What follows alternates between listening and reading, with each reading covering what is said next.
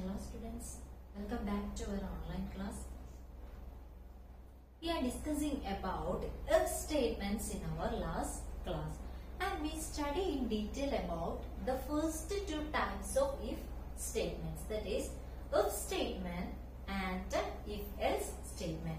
Today we are going to see about the next two type of if statement. So the third type of if statement is known as if elif statement. So what is it? If elif statement. Let us see the syntax of the if elif statement. In case of if statement and if else statement, we have only one syntax. But in the case of if elif statement, there are two possible general forms. The first one is if condition statements, elif condition statement. So inside the if clause we can give a condition. If that condition is true, it will execute this statements which is given inside the if clause. Then elif condition statement, which means inside the elif clause we can give another condition. If that condition is true, it will execute the statements inside the elif clause. And the second syntax is if condition statements, elif condition statements, else statements. So these are the two general form of the if elif statement. Now we can see an example. Num is equal to input enter number. So here we are fetching a value from the user and it is stored to which variable? Num. Suppose I am giving the value 5. So which will be stored to the variable num. So what is the value of num now? It is 5. If num less than 0, so what is the condition we are checking inside the if clause? The value of num is less than 0. So what is the value of num? It is 5. 5 is not less than 0. So control goes to the elif part. Elif num equal to 0. Here we are checking whether the value of num is equal to 0. So what is the value of num? It is 5. 5 is not equal to 0. So the control will goes to the else part. Else print num is a positive number. So it will fetch the value of num. So what is the value of num? It is 5 and will print like this num, that is 5 is a positive number. So what is the aim of our program? We are fetching a value from the user and we are checking whether it is a negative number or a 0 or a positive number. Suppose I am giving a negative number, that is minus 5. So this value will store to the variable num. If num less than 0, so what is the value of num now? It is minus 5. So minus 5 is less than 0. So this condition satisfied. So it will execute the body of the if block. So what is its body? Printed num is a negative number. So what is the value of num?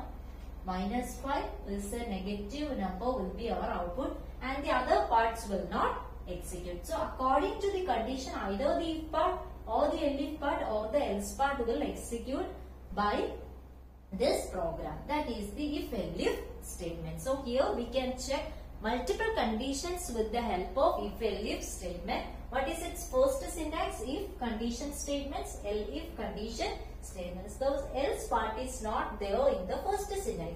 In the second syntax, the if condition statements, elif condition statements, else statements. So here we are checking one more condition than this, and this is an example program which helps us to show the working of the if elif statement. So this is the third type of if statement, that is if elif statement. Now we can see the fourth type of if statement, which is called a nested if.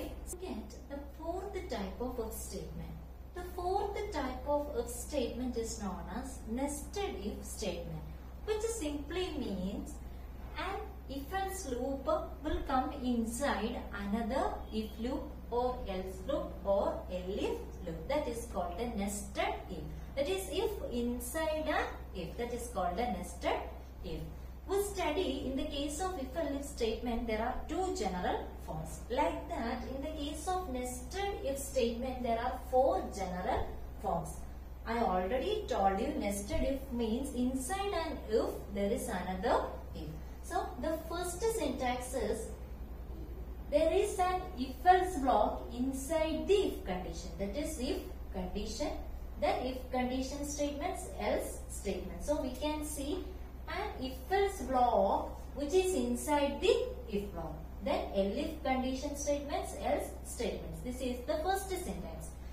The second syntax is we can see an if-else block inside the if condition.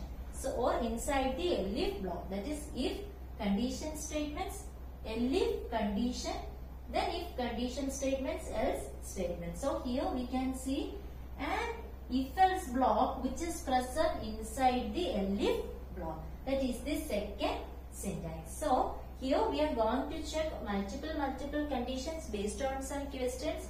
The first form of the nested if is we can see an if-else block inside the if condition, and there are if condition and else condition which is in the previous part. And the second form is we can see an if-else block which is inside the if block. Then what will be our third syntax? Our third syntax will be like this. We can see an if-else block which is inside the else block. Now we can see what is it possible. We studied the first two general forms of the nested if statement.